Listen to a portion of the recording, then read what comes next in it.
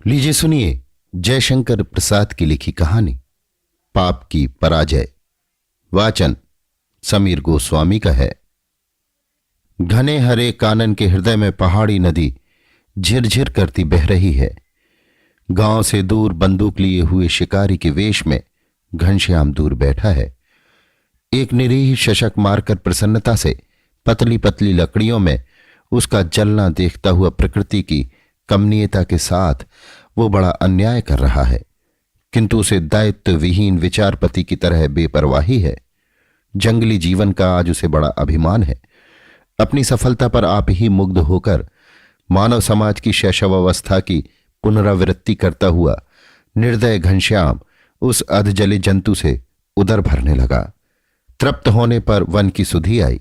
चकित होकर देखने लगा कि ये कैसा रमणीय देश है। थोड़ी देर में तंद्रा ने उसे दबा दिया। वो कोमल वृत्ति विलीन हो गई। स्वप्न ने उसे फिर उद्वेलित किया। निर्मल जलधारा से धुले हुए पत्तों का घना कानन, स्थान स्थान पर कुसुमित कुंज, आंतरिक और स्वाभाविक आलोक में उन कुंजों की कोमल छाया, हृदय स्पर्शकारी शीतल पवन का संचार अस्फुट आलेख के समान उसके सामने स्फुरित होने लगे। घनश्याम को सुदूर से मधुर झंकार सी सुनाई पड़ने लगी। उसने अपने को व्याकुल पाया। देखा तो एक अद्भुत दृश्य। इंद्रनील की पुतली फूलों से सजी हुई झरने के उस पार पहाड़ी से उतरकर बैठी है। उसके सहज कुंचित केश से वन्नकुर्वक कलियां कूद कूद कर जल लहरियों से क्रीड़ा कर रही हैं। घनश्याम को वो वनदेवी सी प्रतीत हुई। यद्यपि उसका रंग कंचन के समान नहीं, फिर भी गठन के सांचे में ढला हुआ है। आकर्ण विस्तृत नेत्र नहीं, तो भी उनमें एक स्वाभाविक राग है। ये कवि की कल्पना सी कोई स्वर्गीय आकृति नहीं, प्रत्युत एक भिल्लिनी है। तब भी इसमें सौंदर्य नहीं है, ये कोई साहस के साथ नहीं कह सकता। घनश्याम ने तंद्रा से चौंक कर उस सहज सौंदर्य को देखा और विषम समस्या में पड़कर ये सोचने लगा, क्या सौंदर्य उपासना की ही वस्तु है, उपभोग की नहीं? इस प्रश्न को हल करने के लिए उसने हंटिंग कोट के पॉकेट का सहारा लिया। क्लांति हारणी का पान करने पर उसकी आंखों पर रंगीन चश्मा चढ़ गया। उसकी तंद्रा का ये काल्पनिक स्वर्ग धीरे धीरे विलास मंदिर में परिणत होने लगा।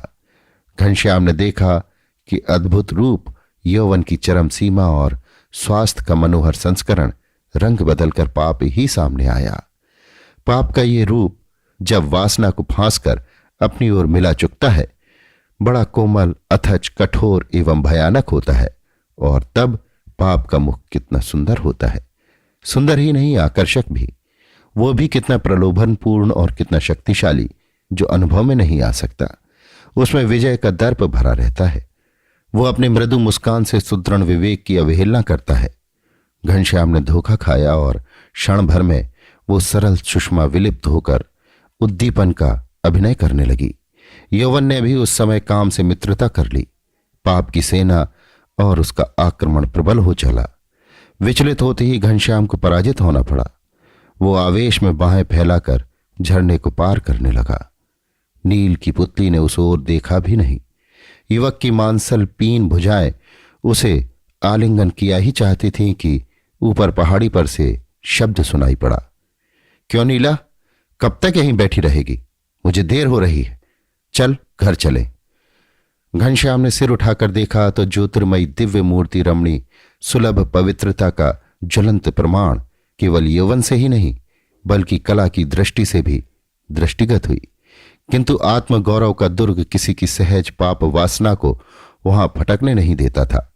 शिकारी घनश्याम लज्जित तो हुआ ही, पर वो भयभीत भी था। पुण्य प्रतिमा के सामने पाप की पराजय हुई। नीला ने घबरा कर कहा, रानी जी आती हूं, जरा मैं थक गई थी। रानी और नीला दोनों चली गईं। अब की बार घनश्याम ने फिर सोचने का प्रयास किया, क्या सौंदर्य उपभोग के लिए नहीं, केवल उपासना के लिए है? खिन्न होकर वो घर लौटा, किंतु बार बार वो घटना याद आती रही। घनश्याम कई बार उस झरने पर क्षमा मांगने गया, किंतु वहां उसे कोई न मिला। जो कठोर सत्य है वो प्रत्यक्ष है, जिसकी प्रचंड लपट अभी नदी में प्रतिभाषित हो रही है, जिसकी गर्मी इस शीतल रात्रि में भी अंक में अनुभूत हो रही है, उसे असत्य या उसे कल्पना कहकर उठा देने के लिए घनश्याम का मन हठ कर रहा है। थोड़ी देर पहले जब नदी पर से मुक्त आकाश में एक टुकड़ा बादल का उठ आया था, चिता लग चुकी थी। घनश्याम आग लगाने को उपस्थित था। उसकी स्त्री चिता पर अतीत निद्रा में निमग्न थी। निष्ठुर हिंदू शास्त्र की कठोर आज्ञा से जब वो विद्रोह करने लगा था, उसी समय घनश्याम को सांत्वना हुई। उसने अचानक मूर्खता से अग्नि लगा दी। उसे ध्यान हुआ कि बादल बरसकर निर्दय चिता को बुझा देंगे, उसे जलने न देंगे, किंतु व्यर्थ। चिता ठंडी होकर और भी ठहर ठहर कर सुलगने लगी। क्षण भर में जलकर राख न होने पाई। घनश्याम ने हृदय में सोचा कि यदि हम मुसलमान या ईसाई होते तो फूलों से मिली हुई मुलायम मिट्टी में इसे सुला देते, सुंदर समाधि बनाते, आजीवन प्रति संध्या को दीप जलाते, फूल चढ़ाते, कविता पढ़ते, रोते, आंसू बहाते, किसी तरह दिन बीत जाते। किंतु यहां कुछ भी नहीं। हत्यारा समाज, कठोर धर्म, कुत्सित व्यवस्था, इनसे क्या आशा। चिता जलने लगी। शमशान से लौटते समय घनश्याम ने साथियों को छोड़कर जंगल की ओर पैर बढ़ाया। जहां प्रायः शिकार खेलने जाया करता, वहीं जाकर बैठ गया। आज वो बहुत दिनों पर इधर आया है। कुछ ही दूरी पर देखा कि साखू के वृक्ष की छाया में एक सुकुमार शरीर पड़ा है। सिराहने तकिया का काम हाथ दे रहा है। घनश्याम ने अभी कड़ी चोट खाई है। करुण कमल का उसके आदर मानस में विकास हो गया था। उसने समीप जाकर देखा कि वो रमणी और कोई नहीं है, वो रानी है, जिसे उसने बहुत दिन हुए एक अनोखे ढंग में देखा था। घनश्याम की आहट पाते ही रानी उठ बैठी। घनश्याम ने पूछा, आप कौन हैं? क्यों यहां पड़ी हैं? रानी, मैं केतकी वन की रानी हूं। तब ऐसे क्यों? समय की प्रतीक्षा में पड़ी हूं। कैसा समय? आपसे क्या काम? क्या शिकार खेलने आए हैं? नहीं देवी, आज स्वयं शिकार हो गया हूं। तब तो आप शीघ्र ही शहर की ओर पलटेंगे। क्या किसी भिल्लनी के नयन बाण लगे हैं? किंतु नहीं, मैं भूल कर रही हूं। उन बेचारियों को शुद्धा ज्वाला ने जला रखा है। ओह, वो गड्ढे में धसी हुई आंखें अब किसी को आकर्षित करने का सामर्थ्य नहीं रखती। हे भगवान, मैं किस लिए पहाड़ी से उतर कर आई हूं? देवी, आपका अभिप्राय क्या है? मैं समझ न सका। क्या ऊपर अकाल है? दुर्भिक्ष है?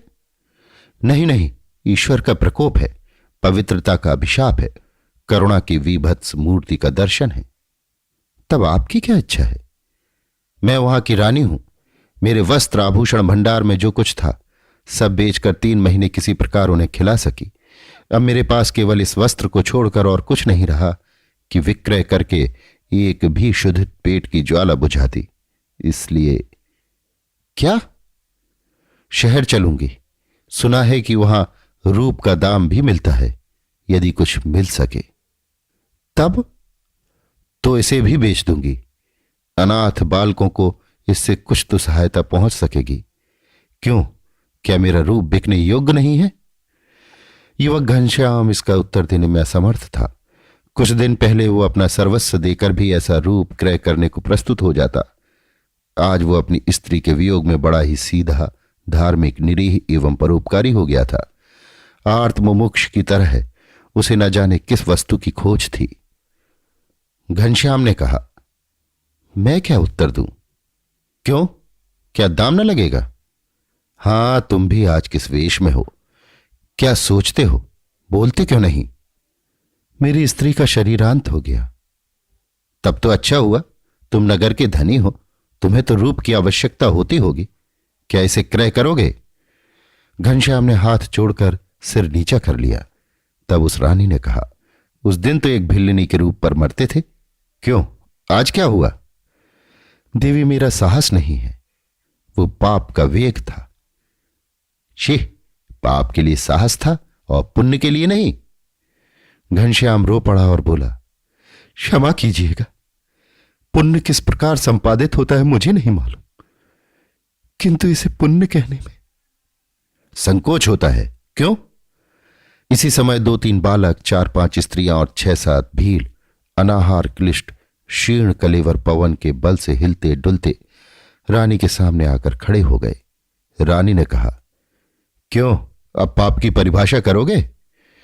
घनश्याम ने कांप कर कहा, नहीं, प्रायश्चित करूंगा, उस दिन के पाप का प्रायश्चित। युवक घनश्याम वेग से उठ खड़ा हुआ, बोला, बहन, तुमने मेरे जीवन को अवलंब दिया है। मैं निरुद्देश्य हो रहा था, कर्तव्य नहीं सूझ पड़ता था। आपको क्रय विक्रय न करना पड़ेगा देवी। मैं संध्या तक आ जाऊंगा। संध्या तक? और भी पहले। बालक रोने लगे। रानी में अब नहीं रहा जाता। घनश्याम से भी नहीं रहा गया। वो भागा। घनश्याम की पाप भूमि देखते देखते गाड़ी और छकड़ों से भर गई। बाजार लग गया। रानी के प्रबंध में घनश्याम ने वहीं पर अकाल पीड़ितों की सेवा आरंभ कर दी। जो घटना उसे बार बार स्मरण होती थी, उसी का ये प्रायश्चित था। घनश्याम ने उसी भिल्लनी को प्रधान प्रबंध करने वाली देखकर आश्चर्य किया। उसे न जाने क्यों हर्ष और उत्साह दोनों हुए। अभी आप सुन रहे थे जयशंकर प्रसाद की लिखी कहानी पाप की पराजय। वाचन समीर गोस्वामी का था।